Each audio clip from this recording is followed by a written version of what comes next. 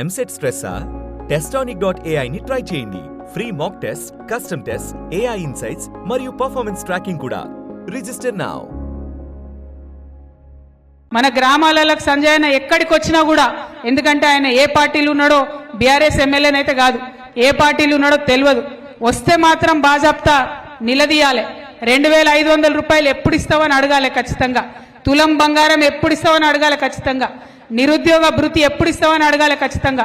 సంవత్సరానికి 2 లక్షల ఉద్యోగాలు ఇస్తామని యువతకు చెప్పిరు, అవి ఎప్పుడు ఇస్తారని అడగాలి ఖచ్చితంగా. రోళ్లవాగు నుంచి నీళ్ళు ఎప్పుడు ఇస్తామని అడగాలి ఖచ్చితంగా. ఇవాళ మా రైతన్నలు ఉన్నారు ఇక్కడ. ఎంత ఘోరం, ఎంత గోస అంటే కేసీఆర్ గారు వరద కాలువను ఒక జీవనది లాగా ఉంచిరు. సంవత్సరం పొడుగున వరద కాలువల నీళ్లు నిల్వ ఉంచుతుండే కేసీఆర్ గారు. ఉంచడం వల్ల ఈ గత 10 ఏళ్ళు కేసీఆర్ గారు ఉన్నప్పుడు తాగునీటికి ఇబ్బంది లేదు, సాగునీటికి ఇబ్బంది లేదు.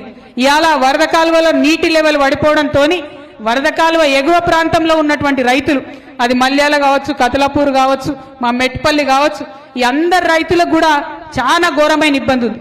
కేసీఆర్ గారు నాకు బాగా గుర్తు, ఆనాడు ఒక మాట చెప్పిరు, వరద కాలువ నీళ్లు ఉంటే రైతులు పెట్టుకునే ఆ మోటార్లు మీకేం పోతుంది అని కరెంట్ వాళ్ళందరికీ చెప్పిరు. మీరు డిస్టర్బ్ చేయొద్దు, వాళ్ళకు మీటర్లకు ఛార్జీలు అడగొద్దు, వాళ్ళు పెట్టుకోనని. ఇవాళ మళ్ళా పాత కాంగ్రెస్ జమానా వచ్చింది, తెలంగాణ రాకముందున్న జమానా. ఏంటిది? రైతులు పోయి కాలువల మీద మోటార్ పెట్టుకుంటే మోటార్ల కనెక్షన్లు వీకేస్తున్నటువంటి పరిస్థితి. అటువంటి పరిస్థితి ఉండొద్దని 10 ఏళ్ళు కేసీఆర్ గారు తపన పడ్డారు. ఇవాళ మళ్ళీ అదే వాపసు వచ్చిన పరిస్థితి. రైతు బంధు వేసినామంటారు, 60% మందికి ఇంకా రానేలేదు. రుణమాఫీ చేసినామంటారు, 50% మందికి ఇంకా కానేలేదు. ఈ విషయాలన్నీ మనకు తెలుసు, ఇక్కడ ఉన్నటువంటి నాయకులకు తెలుసు. నా రిక్వెస్ట్ ఏంటంటే, ప్రజలకు చెప్పేటటువంటి బాధ్యత ఇగో ఈ కండువా వేసుకొని కమిటీలలో ఉన్నటువంటి మనందరి మీద ఉన్నది.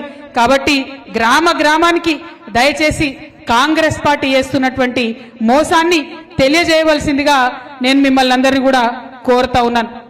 అట్లానే మరి అలా 27వ తారీఖు నాడు మనందరం కూడా సభకు తరలి వెళ్ళడానికి సెంట్రల్ పార్టీ నుంచి ఆర్టీసీ బస్సులన్నీ కూడా మనం బాజాప్తా బుక్ చేసుకున్నాం.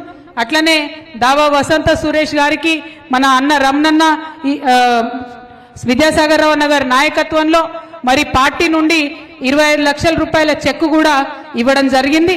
ఆ చెక్కు ద్వారా బాజాప్తాగా ప్రైవేట్ బస్సులు, వెహికల్లు, మనదొక రాజకీయ పార్టీ, ఇది మన కుటుంబ సమావేశం, మన వార్షికోత్సవ సమావేశం కాబట్టి పెట్టుకుంటున్నటువంటి ఆ సమాజానికి అందరూ కూడా వసతులు కల్పించడానికి ఆర్థిక వనరులను కూడా మంచిగా సమకూర్చుకోవడం జరిగింది. మరి ఏ గ్రామానికి ఏ బస్సు వస్తుంది, ఏ గ్రామానికి ఏ బండి వస్తుంది, ఆ డీటెయిల్స్ అన్ని కూడా మీకు చెప్పడం జరుగుతుంది. ఆ రోజు 27వ తారీఖు నాడు దయచేసి మీ అందరితో విజ్ఞప్తి, మంచిగా జోర్దార్ సిల్క్ జెండాలు కూడా అన్ని వచ్చినాయి. ప్రతి గ్రామంలో మంచి గులాబీ జెండా పొద్దున్నే ఎగరేసుకోవాలి. ఆ తర్వాత బస్సా బండా ఏది ఉన్నదో బయలుదేరి ఖచ్చితంగా సభాస్థలికి చేరుకోవాలి. చాలా మంది చాలా రష్ అవుతుంది. మరి ఆ రష్ కాకముందే పొద్దున్నే బయలుదేరాలని చెప్పి నేను రిక్వెస్ట్ చేస్తా ఉన్నాను. ఎందుకోసం అంటే ఇక్కడి నుంచి అక్కడికి పోవడం, అక్కడ కేసీఆర్ గారు చెప్పేటటువంటి మాట మనందరం వింటే మళ్ళా మనకు కొత్త పవర్ వస్తుంది, కొత్త ఉత్సాహం వస్తుంది. ఆ ఉత్సాహంతో మళ్ళా గ్రామాలలో మనం పార్టీ పని చేసుకోవచ్చు. కాబట్టి ఖచ్చితంగా సభకు ముట్టాలే, మనందరం కూడా చేరాలని చెప్పి ఈ సందర్భంగా నేను తెలియజేస్తా ఉన్నాను. जलसे में शामिल हमारे बहुत सारे मुसलमान भाई बहन हैं, आप सबको भी मैं सलाम करती हूँ. इस बार अगर डॉक्टर संजय साहब जगित्याल में जीते हैं तो इसमें बराबर हमारे मुसलमान भाइयों का पूरा साथ था, पूरा आशीर्वाद था. लेकिन आज जीतने के बाद बीआरएस पार्टी को धोखा देके, केसीआर साहब को धोखा देके वो जाके कांग्रेस पार्टी में शामिल हो गए. अगर कांग्रेस पार्टी में शामिल हो गए तो अब संजय अन्ना से पूछिए, कहीं भी मिलेंगे रास्ते में तो उनको जरूर टोकिए. अगर आप कांग्रेस पार्टी में शामिल हो गए तो किसके फायदा के लिए शामिल हो गए? किसी बच्चियों के वास्ते शामिल हुए, किसी औरतों को बेनिफिट के वास्ते शामिल हुए, किसी रैयतों के बेनिफिट के वास्ते शामिल हुए? किसके बेनिफिट के लिए आप कांग्रेस पार्टी में शामिल हुए? ये सवाल उनसे जरूर पूछिए, क्योंकि केसीआर साहब अकलियतों के हमदर्द है. उन्होंने अलग बहुत सारे स्कीम बनाए. शादी मुबारक अगर स्कीम लेके आए तो सिर्फ हिंदुस्तान में केसीआर साहब लेके आए. रमजान के टाइम पे गरीब मुसलमानों को कपड़े दिए पूरे हिंदुस्तान में, तो सिर्फ एक ही सीएम साहब थे, కేసీఆర్ సాబ్ थे. మనం ఏ పండుగ వచ్చినా, సేవాలాల్ జయంతి వచ్చినా అఫీషియల్గా వేసుకున్నాం. క్రిస్మస్ పండగ వచ్చినా అఫీషియల్గా చేసుకున్నాం, అంబేద్కర్ జయంతి అయినా అఫీషియల్గా చేసుకున్నాం. ఇట్లా ప్రతి ఒక్కటి చేసుకొని ప్రతి ఒక్కరిని గౌరవించుకొని మనం ముందుకెళ్తున్నాం. మన జగిత్యాల్లో మీ అందరినీ మళ్ళీ ఒకసారి నేను రిక్వెస్ట్ చేస్తా ఉన్నా, జగిత్యాల అంటేనే కేసీఆర్, కేసీఆర్ అంటేనే జగిత్యాల్. ఎందుకంటే తెలంగాణ ఉద్యమ సమయంలో మాట ఇచ్చిండ్రు, జగిత్యాల జిల్లా వేస్తా అన్నారు, చేసిండ్రు, కాలేజ్ ఇస్తా అన్నారు, ఇచ్చిండ్రు. ఇంకా అద్భుతంగా జగిత్యాల డెవలప్ కావాలంటే మళ్ళా గులాబీ జెండానే ఎగరాలే.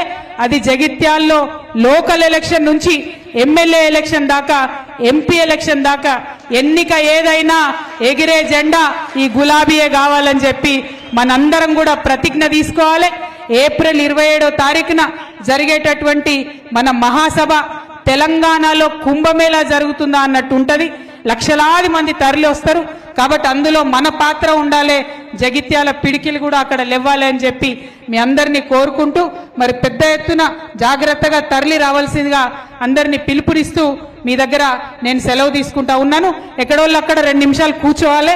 ఎందుకంటే మంచిగా జగిత్యాల చలో వరంగల్ సభ పోస్టర్ మనం రిలీజ్ చేసుకోవాలి. కేటీఆర్ అన్న మనకు ఒక బాధ్యత పెట్టిండు. ఆనాడు నేను లేనటువంటి సందర్భంలో అన్న ఒక మాట చెప్పిండు, జగిత్యాల మళ్ళీ తప్పకుండా కవిత పోతుంది, అంతా కూడా తిరుగుతుంది, తిరిగి మరి పార్టీ బాధ్యత తీసుకుంటుందని. రామన్న ఆదేశాల మేరకు ఇవాళ మనం జగిత్యాలలో ప్రతి గ్రామంలో కమిటీ వేసుకున్నాం. ఫ్యూచర్లో పార్టీ నుంచి ఏ ఆదేశం వచ్చినా ఖచ్చితంగా ముందుకు తీసుకొని పోతాం. మరి పెద్దలు వారి డైరెక్షన్లో ముందుకు నడిచి పార్టీని బలోపేతం చేస్తామని కూడా మరొకసారి తెలియజేస్తూ, దయచేసి ఒక 2 నిమిషాలు కూర్చొని ఉండాలి. పార్టీ పోస్టర్ ఆవిష్కరణ అయిన తర్వాత సభ ముగిసినట్టుగా భావించాలి. Thank you. జై తెలంగాణ, జై కేసీఆర్, జై కేసీఆర్.